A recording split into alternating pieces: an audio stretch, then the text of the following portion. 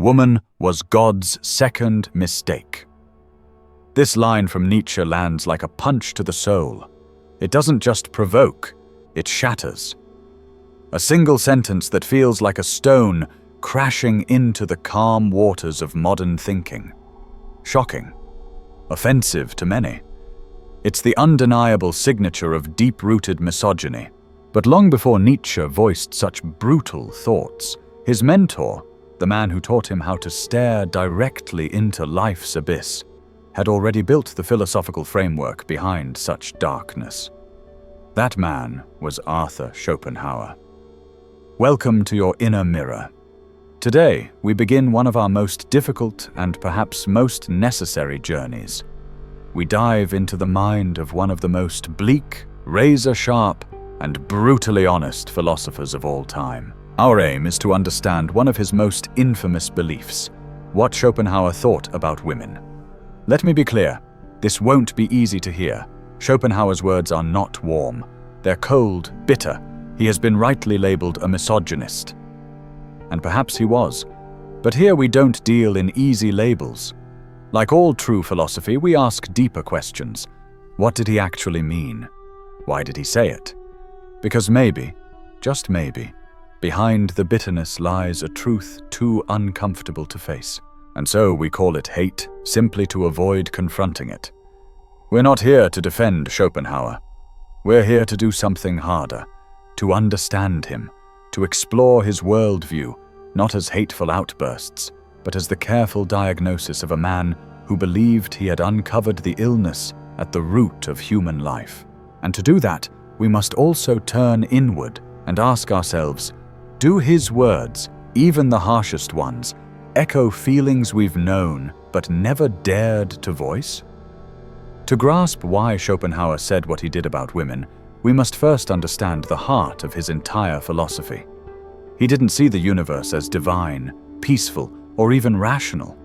Instead, he saw it ruled by a blind, aimless force, a force with no logic, no mercy, and no destination. A force that only wants to exist, to expand, and to repeat itself endlessly through birth, pain, and death. Schopenhauer called this force the will to live. Everything we see, animals, people, nature, is simply the surface, the visible mask of this deeper will. And we are not truly free. We don't choose with reason. We're not autonomous minds. We are puppets pulled by the strings of the will. Our passions, our dreams, our obsessions, they are not fully ours. They are tools the will uses to keep its cycle going. The will has one aim only, to preserve life at all costs. And to Schopenhauer, this life we're trapped in is nothing but suffering. He said, "Life moves like a pendulum swinging between pain and boredom. We suffer when we desire what we don't have. But even when we finally get it, the joy is fleeting. We soon feel empty, restless, and so we want something new. And the cycle of pain begins again. We are like beggars given a meal today only to go hungry tomorrow. Happiness, a mirage, a brief illusion in an endless desert of suffering." From this dark and relentless vision, Schopenhauer turns his gaze toward humanity. And this is where he makes a key distinction. Men and women are not two versions of the same human being. They are two separate instruments used by the will to achieve its biological goal. In his essay on women, Schopenhauer writes things that still sting. That women possess less logic, are governed by short-term instincts, lack a deep sense of justice, and are more prone to deception. These claims are painful, no doubt. But in his view, they don't come from hatred. They come from his metaphysical logic, his belief about how life and the will operate.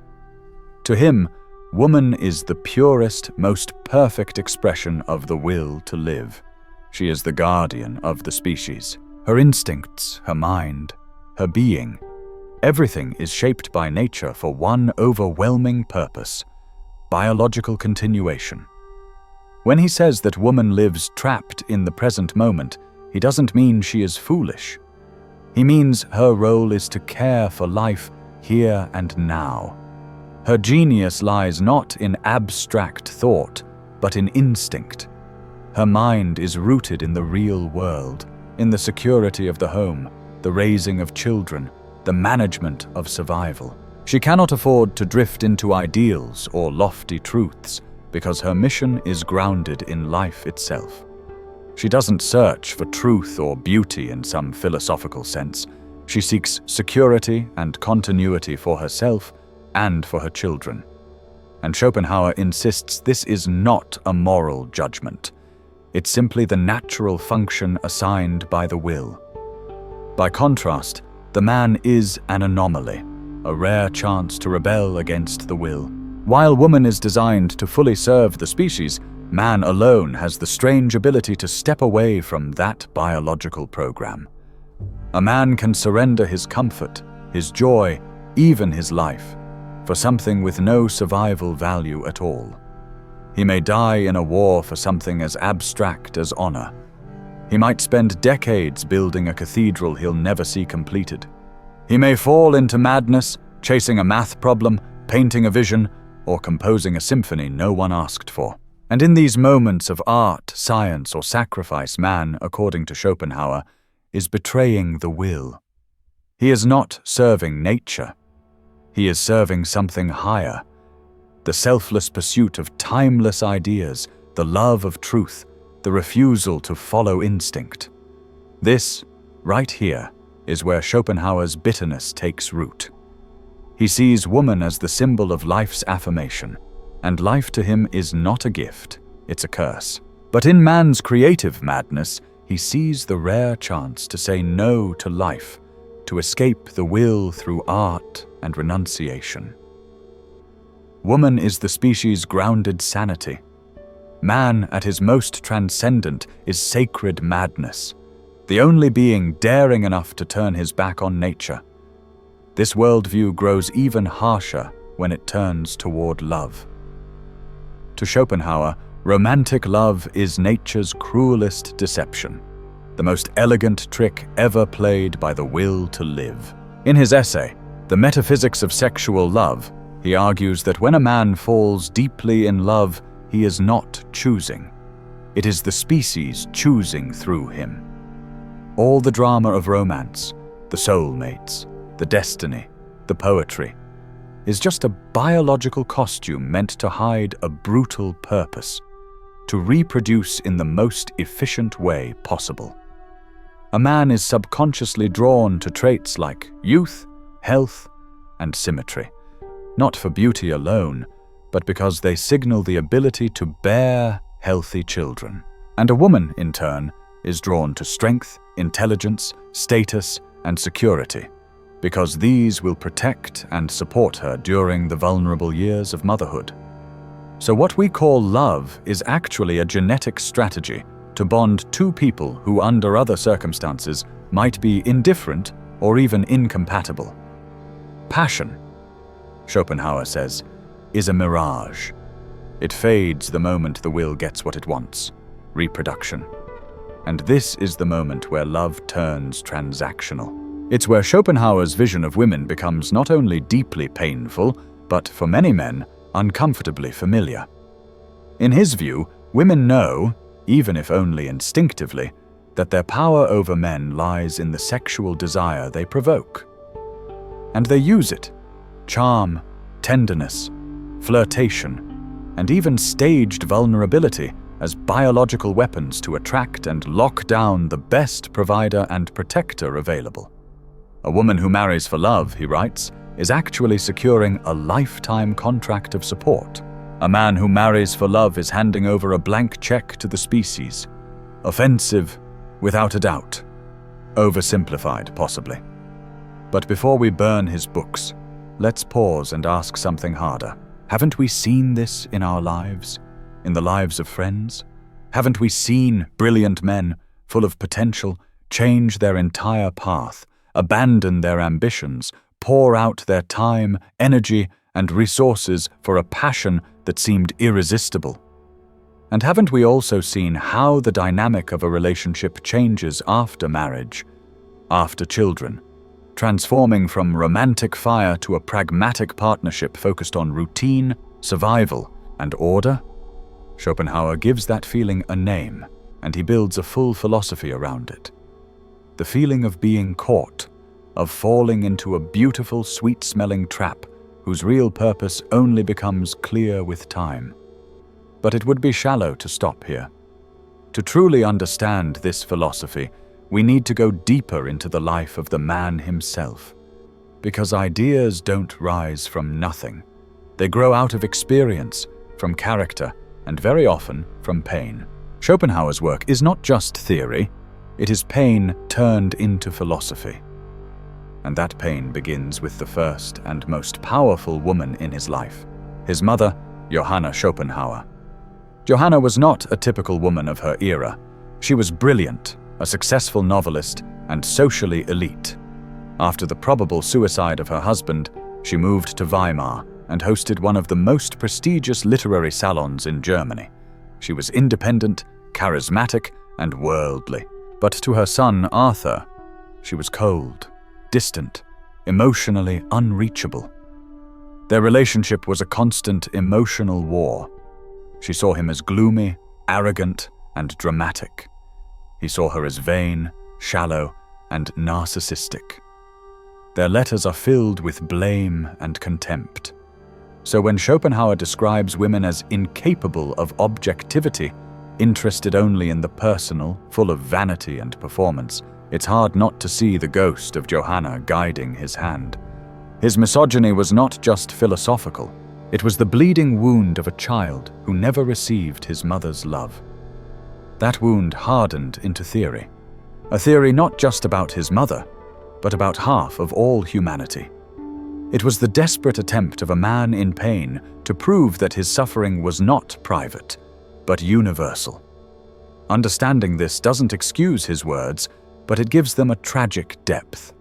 It lets us glimpse the vulnerable man behind the so-called philosophical monster, and it leads us to one of his deepest insights hinted at all along. Schopenhauer didn't just hate women. At a deeper level, he feared them. He feared them because he saw them as the most effective agent of the very thing he most despised: the will. He saw women as subtle, irrational, and uncontrollable power, a force that dominates men through desire. A man can build entire systems of logic. He can follow strict self-discipline.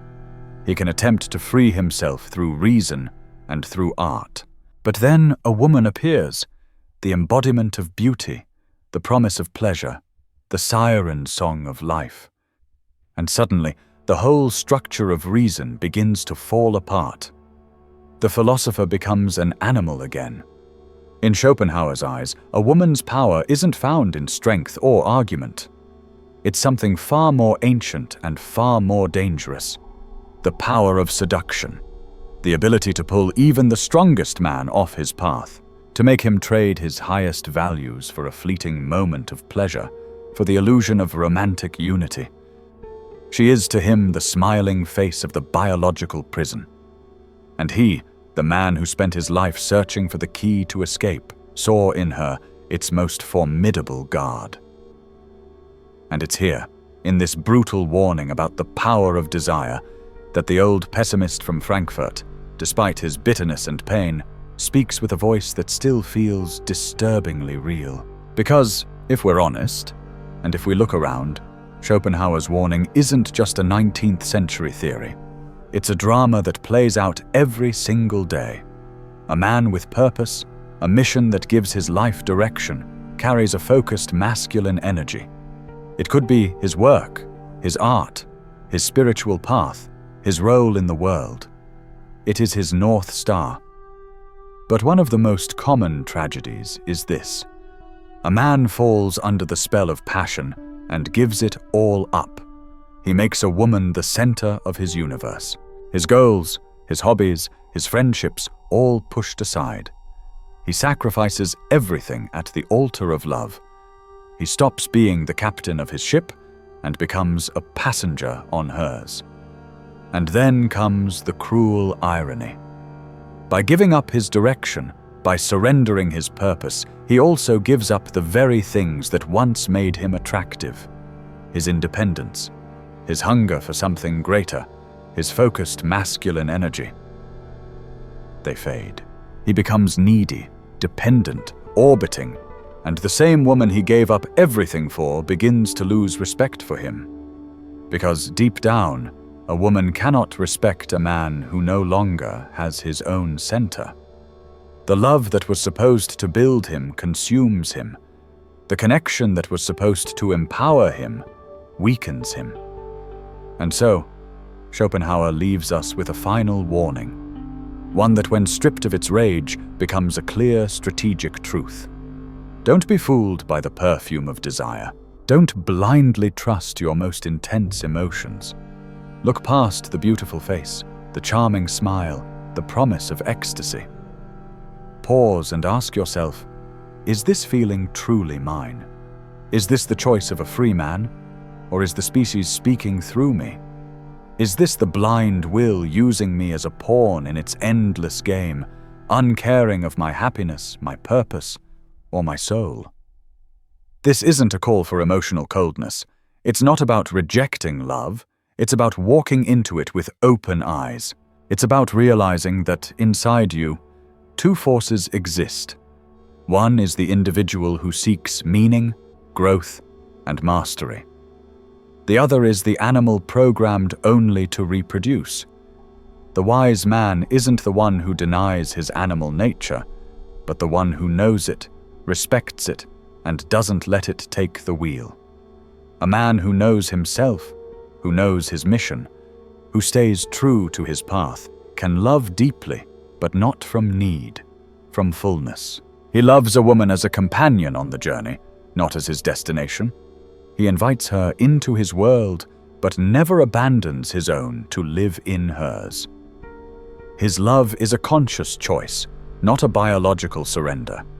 He understands that his worth doesn't come from her approval or affection, but from his own integrity, his loyalty to himself. Schopenhauer's philosophy is a bitter medicine, hard to swallow, but sometimes the bitterest medicines are the ones that heal the deepest wounds. His words force us to confront the idea that even our most sacred emotions might be part of a biological illusion. They push us to question our deepest drives, and they offer a path, a way to a higher kind of freedom, the freedom to not be a slave to your instincts. In the end, we don't have to accept his darkest conclusion, that life is only suffering, and that denial is the only escape. But we can and should accept his warning, a call to build a center so strong, a mission so clear, and a self-respect so unshakable that no storm of passion can throw us off course. I hope this reflection, deep and yes, disturbing, has given you a new way of seeing. If you've made it to this point, I commend you. You've shown strength and a rare kind of curiosity. But I don't want this to end here. Share your thoughts in the comments as always, with the respect this community is known for. Have you ever felt this tension in your life between your purpose and the pull of romantic love? Have you ever wondered if love itself sometimes hides a more practical agenda? Your stories matter. They are deeply valuable. And if you've reached the end of this journey into the depths of Schopenhauer's mind, write the word will in the comments. It will be our quiet signal, our way of recognizing those who are unafraid to explore darkness in search of light. If this video brought you value, please support your inner mirror by subscribing, liking, and sharing this conversation. Your support helps us keep exploring these hard but necessary truths. And remember, this isn't about fearing women. It's about understanding nature, and more than anything, understanding and mastering yourself. Until next time, hold your center. Arthur Schopenhauer's philosophy remains one of the most controversial and deeply unsettling lenses through which to view the human condition. His analysis of the will to live, a force he believed was blind, irrational, and unyielding, touches not only on the suffering of life, but on the very foundation of human existence. Through this grim worldview, Schopenhauer sought to find meaning, but in doing so, he also cast a shadow over many aspects of life, including his views on women. These views, though rooted in his philosophy, are undoubtedly harsh and have sparked backlash for their overt misogyny.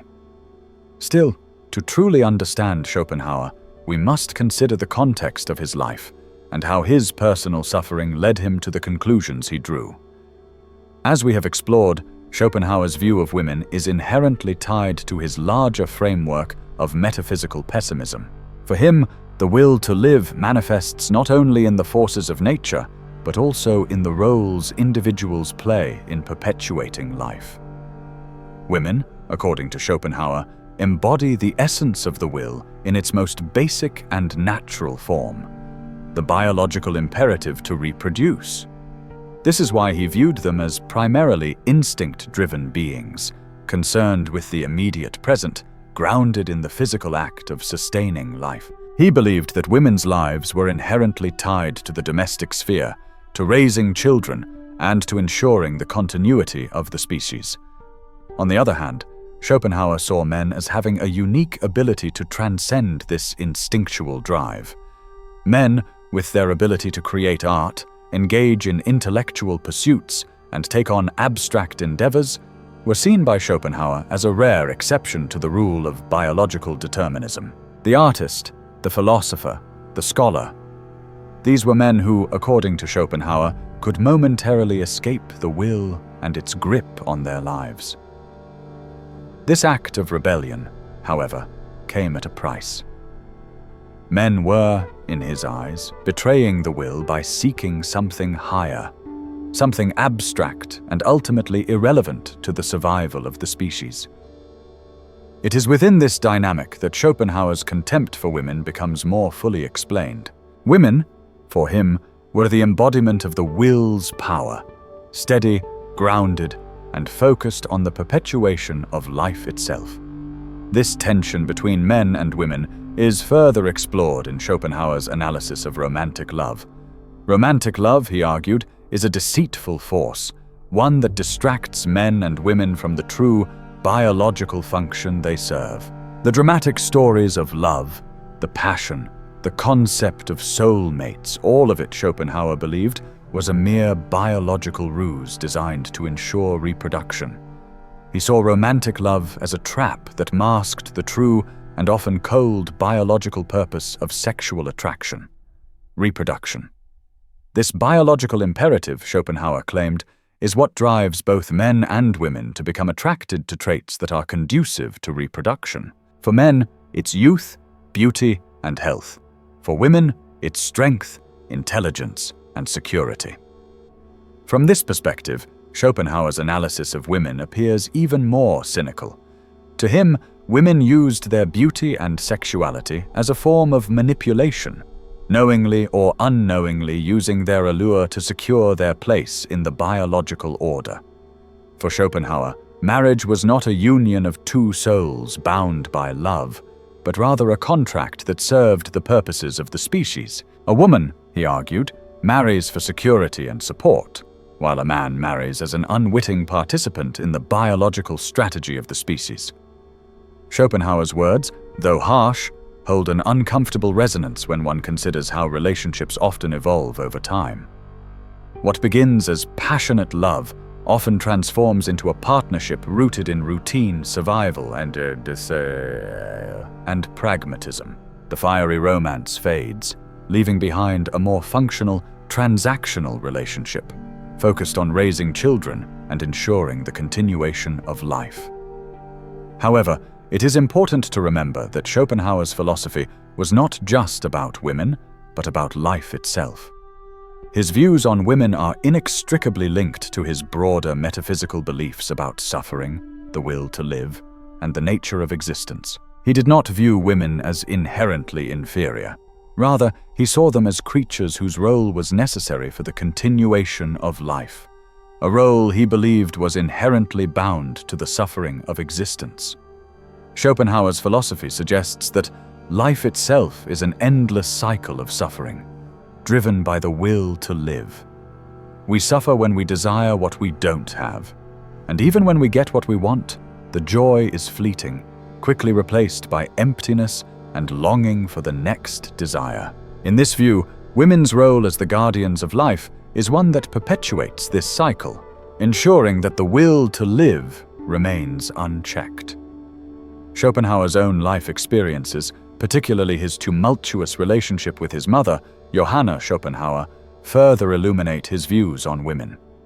Johanna was a prominent figure in 19th century German society, an independent and successful woman in her own right. However, she was emotionally distant and cold toward her son, and their relationship was marked by conflict and resentment. For Schopenhauer, his mother became a symbol of everything he despised in women: vain, shallow, and self-absorbed. This personal bitterness toward his mother undoubtedly shaped his broader views on women, and his philosophical ideas about them can be seen as a response to the emotional neglect he suffered as a child. Schopenhauer's relationship with his mother was not just one of personal pain, but also a source of intellectual frustration. His mother, a successful writer, often outshone him in public life, and Schopenhauer resented her for it. This resentment bled into his philosophical work, where he often portrayed women as self-serving and unable to reach the heights of intellectual or moral clarity that he believed men could achieve. His disdain for women was not just philosophical, it was deeply personal. The emotional scars of his childhood were carried with him throughout his life and are evident in his work, where he projected his feelings of inadequacy and anger onto the entire female gender. Schopenhauer's philosophy, though harsh, does not simply stem from personal bitterness. It reflects a broader existential crisis and a deeply pessimistic view of life itself. He saw existence as inherently tragic and suffering as an inevitable part of the human experience. In this sense, his views on women were not just a product of misogyny, but of his belief that life, in all its forms, was inherently painful and unfulfilling. Women, as embodiments of the will to live, were an inescapable part of this cycle of suffering, perpetuating the very force that kept humanity locked in its eternal struggle. Despite the darkness in Schopenhauer's view of women, there is a tragic depth to his philosophy. His writings on women are not just a reflection of his hatred toward them, but also a reflection of his profound fear and misunderstanding of life itself. His misogyny is not just about women, it is about his fear of the will to live, his belief that humanity is trapped in a cycle of suffering that cannot be escaped. Women, as the guardians of life, represent the very force that Schopenhauer believed was responsible for this endless suffering. His anger and fear toward women were, in a sense, a projection of his deeper existential crisis, a crisis that could not be resolved by logic, art, or philosophy. Ultimately, Schopenhauer's view of women serves as a mirror to his larger philosophy. His belief that life is inherently suffering, that we are driven by a blind, irrational force, and that we are powerless in the face of this force, informs his understanding of women and their role in the human condition. Schopenhauer's view of women is not just about their biological function, but about the role they play in perpetuating the cycle of life and suffering. His misogyny, though deeply troubling, is a reflection of his existential despair and his belief that humanity is locked in a cycle from which there is no escape. In this sense, Schopenhauer's philosophy offers us a challenge, not just to understand his views, but to confront the very nature of existence itself. His work forces us to ask uncomfortable questions about our deepest drives, our desires, and our relationships. It challenges us to question the nature of love, of passion, and of our place in the world. Schopenhauer's views on women, though offensive and deeply misogynistic, serve as a lens through which we can examine the deeper currents of our own existence. His ideas, though dark, offer us a chance to confront the uncomfortable truths of life and to grapple with the forces that drive us, for better or worse. Schopenhauer's philosophy, though painful, offers us a path toward self-awareness and understanding. It asks us to examine our desires, our motivations, and our relationships with others. It forces us to confront the uncomfortable reality that we may not be as free as we think.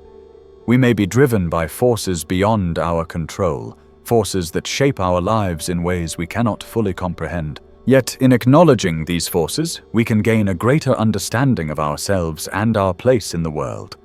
And in doing so, we may find a way to navigate the chaos of life with a clearer sense of purpose and meaning. The legacy of Schopenhauer's thought, while controversial, remains a powerful force in the realm of philosophy. His views on women may be deeply offensive, but they offer us an opportunity to challenge the assumptions we have about life, love, and the human condition. By engaging with his philosophy, we are forced to confront the darkness within ourselves and to question the forces that shape our lives.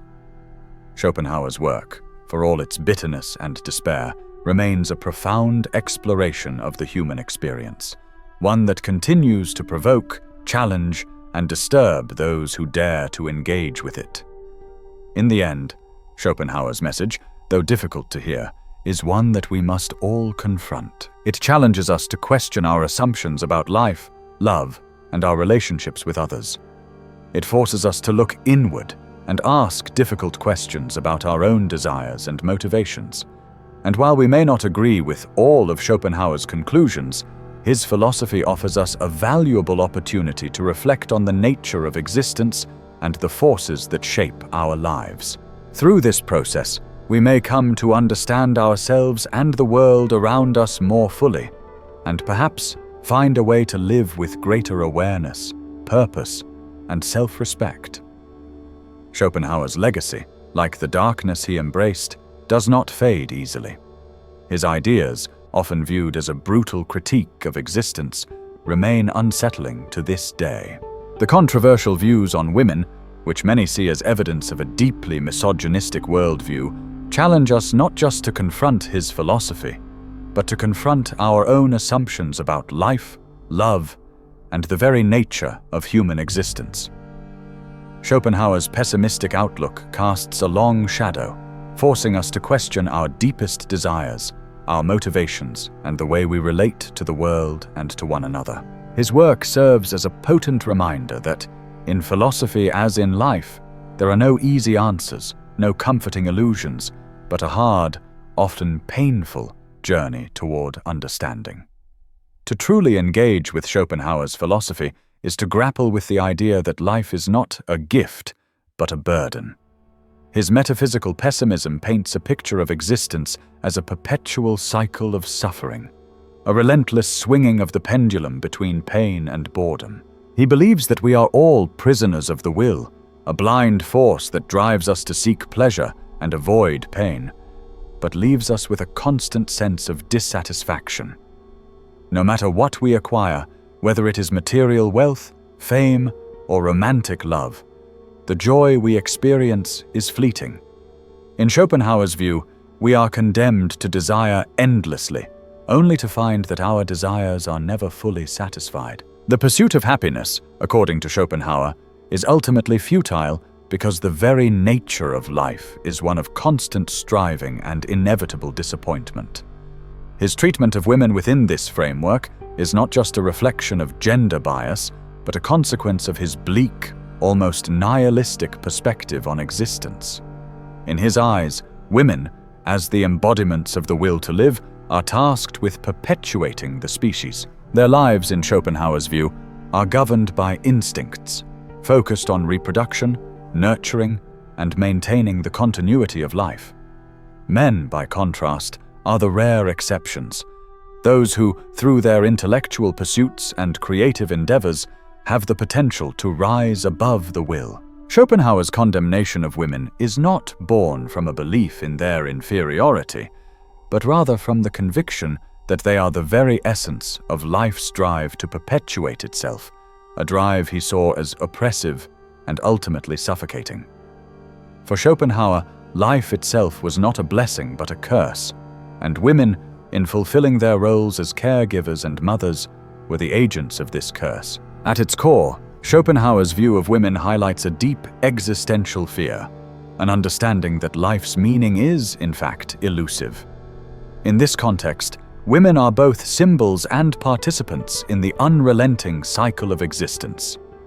The will to live, which he saw as the fundamental driving force of life, uses them to preserve life at all costs. For Schopenhauer, the absence of freedom in the face of the will was the true horror of existence. Women, in their biological function, are tied to this will, while men, through their intellectual and artistic pursuits, are given a fleeting opportunity to escape from it, if only for a moment. The complexity of Schopenhauer's views on women, rooted in the harshness of his metaphysical pessimism, reveals something deeper. His philosophy is not merely an attack on women, but a broader, more profound reflection on the human condition itself. His views on love, passion, and desire are not confined to the dynamics of romantic relationships, but reflect a worldview that sees all human desires as a trap, a deception meant to perpetuate the biological imperatives of the will. His critique of romantic love in particular is striking. Schopenhauer presents love not as a noble, transcendent force, but as a mere biological tool, an instinctual drive designed to ensure reproduction. In this sense, Schopenhauer views love, and all of the emotional highs that come with it, as nothing more than a biological illusion. This bleak view of romantic love is perhaps one of Schopenhauer's most enduring legacies. The idea that love is a trick played by the species to ensure its own survival forces us to reconsider our most cherished ideas about connection and companionship. Schopenhauer's assertion that love, in its truest sense, is driven by genetic programming rather than free will casts doubt on the authenticity of the emotions we so often consider the pinnacle of human experience. His philosophy asks us to confront the uncomfortable idea that much of what we call love may be nothing more than an illusion, designed by nature to serve its own purposes. But Schopenhauer's philosophy does not merely condemn love, it also warns us about the dangers of surrendering ourselves to desire. In his view, the powerful emotions we feel toward another person, particularly in romantic relationships, are ultimately a form of enslavement. He warns that passion can lead us astray, pulling us away from our higher goals, our mission in life, and our intellectual pursuits. For Schopenhauer, the man who surrenders his life's purpose to the pursuit of romantic love is at risk of losing not only his identity, but also his very sense of self-respect. This cautionary tale has a powerful resonance in modern life, where the pursuit of love often becomes all-consuming, eclipsing the more rational, purposeful aspects of our existence. Yet, Schopenhauer's philosophy is not entirely without hope. While he paints a grim picture of the human condition, his work offers a challenge to rise above the forces that bind us, to break free from the endless cycle of desire, and to seek meaning in ways that transcend the biological imperatives of survival and reproduction. Schopenhauer believed that through art, philosophy, and intellectual pursuits, we could escape, if only temporarily, from the tyranny of the will. This is the rare opportunity he believed men had, to step outside the demands of nature and to engage with the world in a way that is free from the constraints of instinct. The bitterest of Schopenhauer's medicines, his vision of existence as a prison of suffering, remains hard to swallow. However, it is in the discomfort, the dissonance, and the unsettling truths of his philosophy that we find a mirror to our own lives. Schopenhauer forces us to confront the darker aspects of existence that we often shy away from, and in doing so, he challenges us to ask ourselves what truly drives us. Are we slaves to our instincts, or can we rise above them to find a higher purpose? Can we, as Schopenhauer suggests, transcend the will and achieve freedom even if it is only for the fleeting moments? Schopenhauer's message, though painful, contains a profound truth. We are all subject to forces beyond our control, forces that shape our desires, our relationships, and our very sense of self. In a world driven by the will, it is easy to become ensnared in the pursuit of fleeting pleasures, whether through romantic love, material success, or personal ambition. But Schopenhauer's philosophy urges us to look beyond these desires and to confront the deeper, often uncomfortable truths about our existence. By doing so, we may be able to find a greater sense of freedom. Freedom from the will, freedom from the endless cycle of suffering, and freedom from the illusions that bind us. This path toward freedom, according to Schopenhauer, lies not in rejecting love or desire, but in understanding them for what they truly are, powerful forces that can either enslave us or guide us toward a higher understanding of ourselves. It is through this understanding that we can truly begin to master our lives, to hold our center, and to resist being pulled off course by the whims of desire. As we reflect on Schopenhauer's life and his philosophy, we are left with a challenge, not just to reject or accept his ideas, but to engage with them, to question them, and to use them as a tool for self-examination. The discomfort and the harshness of his words invite us to reflect on our own lives and on the forces that drive us. Schopenhauer's philosophy, for all its bitterness, offers us an opportunity to grow, to confront our deepest fears, and to find a way to live with greater awareness and purpose. In the end, Schopenhauer's worldview is one that offers no easy answers, but forces us to confront the hard truths about life. His pessimism, while uncomfortable, serves as a mirror that reflects our own struggles, desires, and fears. By engaging with Schopenhauer's philosophy, we are invited to question our assumptions about love, purpose, and the human condition. And through this questioning, we may find a path toward deeper self-understanding and a life that is more in alignment with our true nature, one that is free from the illusions and traps of the will, and guided instead by a clear sense of purpose and inner strength.